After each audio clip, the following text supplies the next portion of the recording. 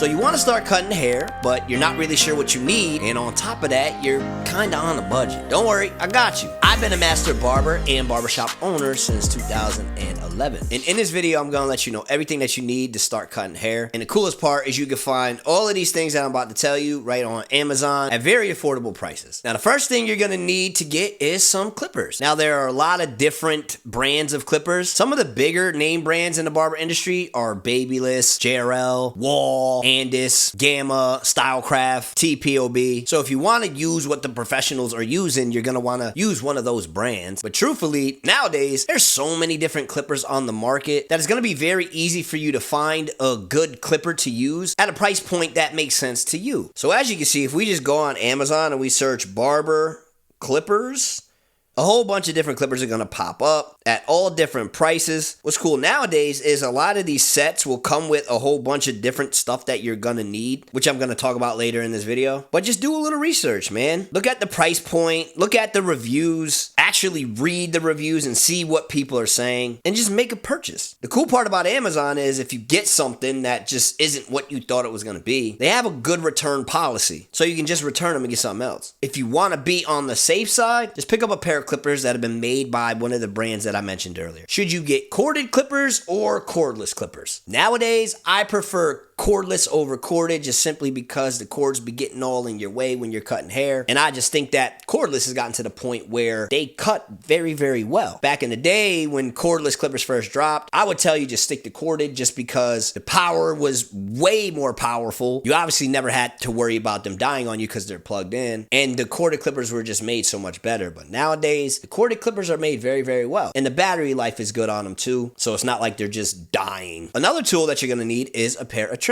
So let's search Barber trimmers on Amazon and see what pops up. Again, all of the same brands I mentioned earlier, the bigger brands in the barbering industry make very good trimmers. But depending on your budget, some of those trimmers might be out of your budget. So doing a search on Amazon just to see what pops up may be the best route for you to go. There's a lot of good trimmers on here at affordable prices. All of these trimmers that are popping up on your screen right now will do a good job. All in all, you just want to make sure you have a pair of trimmers that make it easy for you to put in nice sharp lines for the edge up, for lining up the beard, lining up the front line, the boxes, the neck, all of that stuff. And again, you'll see trimmers at all different price points while you're on Amazon. For example, you'll see this one by Babyliss, $209. Right below it, there's one for $19.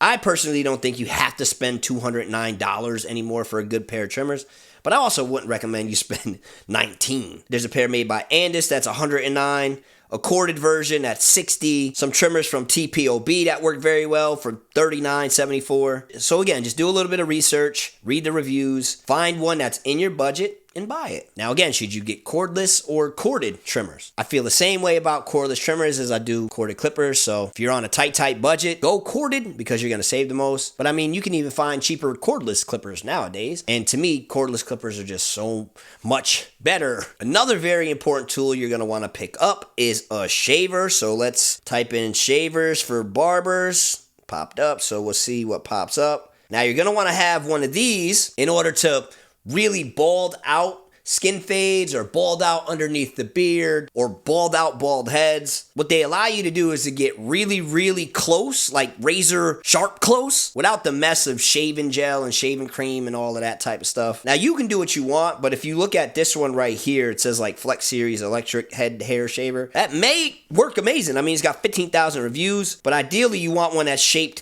like this TPOB one or like this Supreme one or this Andis one. Those tend to be the type of shavers that most professional barbers use, and they work very well. There's a whole bunch to choose from, so just find one in your budget and add it to the cart. Another tool that you're gonna need is a pair of scissors, which now you're gonna wanna call shears because you're a professional and professionals call them shears. So let's search up and see what shears pop up. Now, what I would say when it comes to shears is try to get some that are made with Japanese steel. So look for something like 440C when it comes to the steel. Now, shears are made all different sizes with all different types of hand placements and thumb positions and price points. Depending on what type of barber you try to become, these could end up being your most expensive purchase, which in my opinion, for most barbers, you don't need to spend hundreds or thousands, but there is a certain type of barber to where it's like, all right, maybe you should get the really expensive pair of shears, but I don't think you need that, especially just starting out. Let me actually type in 440C and see what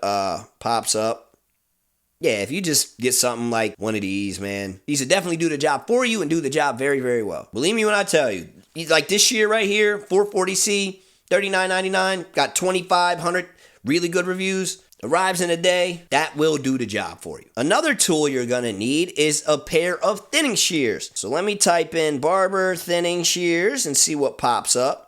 Now these, they look like scissors or shears, but the one side has like the little comb on it. They help you thin out the hair and remove bulk, which is gonna be something that you need to do on certain clients who have hairstyles that require some thinning of the hair. Now the cool part is on Amazon, you can find a lot of shear and thin and shear combos. So for example, here's one that's $27, has a pair of shears and thin and shears.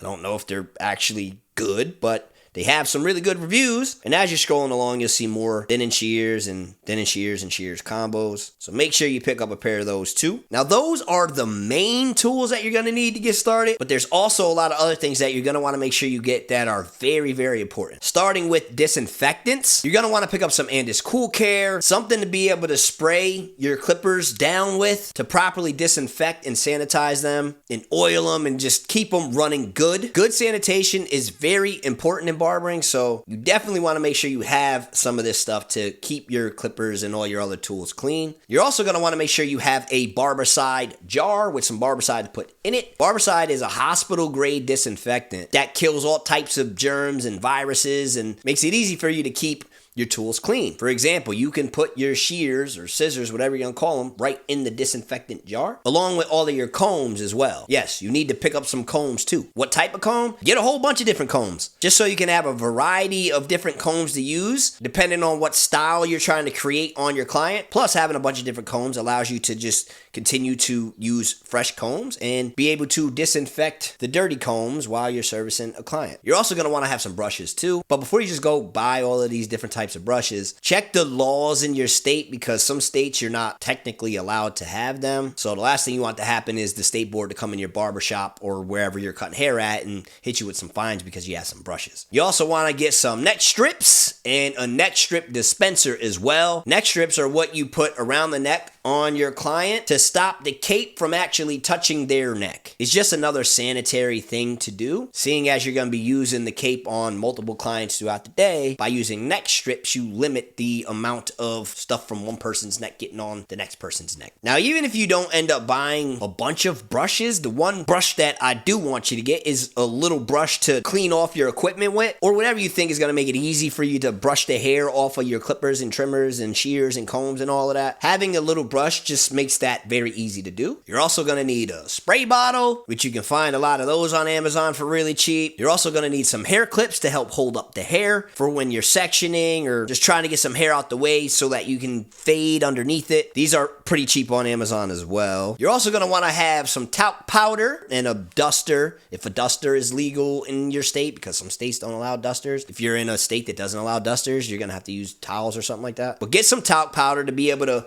dump on the duster or towel and to be able to really dust your clients off and get the hair off them and have them feeling all refreshed and smelling all like they went to the barbershop and all of that fun stuff. Now, I mentioned earlier that you need to get a shaver to help really bald things out and get it razor sharp smooth, but you're also going to want to pick up a straight razor too. Me, I keep it simple. I just get a little straight razor like this, and I always have a bunch of disposable blades like this, and this is what I use to really get line up sharp on my customers, or whenever my customers want me to do a straight razor shave, this is what I use. But in order to do that, you're also going to want to pick up some shaving gel too. And the reason why you want to have some shaving gel is because the last thing you want to do is irritate the skin on a client, which can be very easy to do if you just don't angle the razor right or they have sensitive skin. So a way to help avoid that is by getting some shaving gel, and then you just put some shaving gel on the areas you're going to shave. And a lot of times the shaving gel smells good, which the clients love, and it makes it easy for you to shave and helps minimize the chances of you irritating their their skin or cutting them. And make sure you get some nick relief too, because God forbid you accidentally cut somebody with the razor or nip them with the shears, or the clippers hit a hair bump or something and they start bleeding a little bit. All you gotta do is put some nick relief on it, and it typically either stops the bleeding completely or at least slows it down and eventually allows you to get to the point where it stops completely. There's been a bunch of times over my career where nick relief has been a lifesaver, just simply because I maybe nicked somebody a little bit with the razor and I just put a little bit on, and next thing you know, it's no longer bleeding. Now you might be thinking, well, Marv, how am I gonna see the lines when I'm edging up if I got shave gel all over where I'm gonna be using the razor? Well, the cool part about a lot of the shaving gels nowadays is that they come clear. So when you put the shave gel on, for example, if I was putting it here, I'd still be able to see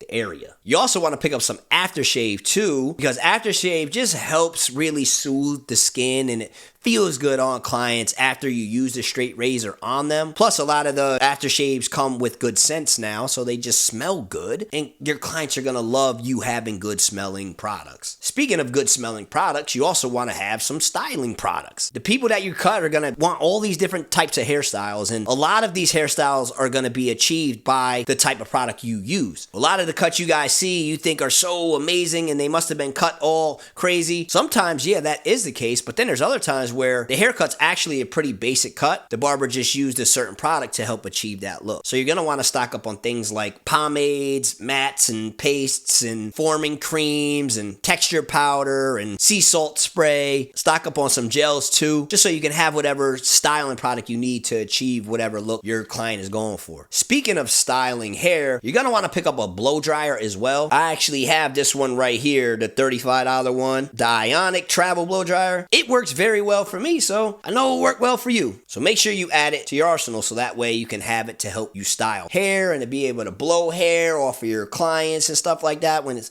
all in their face and all over the cape and all of that. Speaking of cape, you need a barber cape. If you want a nice fancy one, hit up my homie Illusion. He got the most fire capes in the barbering industry. You also might want to get a barber jacket like this, or a barber apron, something to keep the hair off you, and something that comes with pockets in case you want to put things in pockets. You're also going to want to pick up a mirror for you to look at while you're cutting, and a small mirror for you to be able to hand to your client after the cut or during the cut when you want to show them different things about the cut. Now, the one thing that's very important when it comes to cutting hair that, believe it or not, is overlooked is lighting. So you're going to want to make sure you buy either a ring light or a box light, or just something to help give you more light for when you're cutting hair. You'll be amazed how much different a haircut could turn out depending on the amount of light that barber had when they were doing a haircut. I remember back before I was using ring lights like that, I thought I could see what I was doing. Then I added ring lights to what I was doing, and then I realized I could really see what I'm doing. And nowadays, you can get some good lighting at very reasonable prices. So make sure you add some of that to the cart. And that's about it, man. That's what you need. If you feel like there's something I forgot, just shoot it down in the comments. You should be good now. You should now know what you need to get started cutting hair.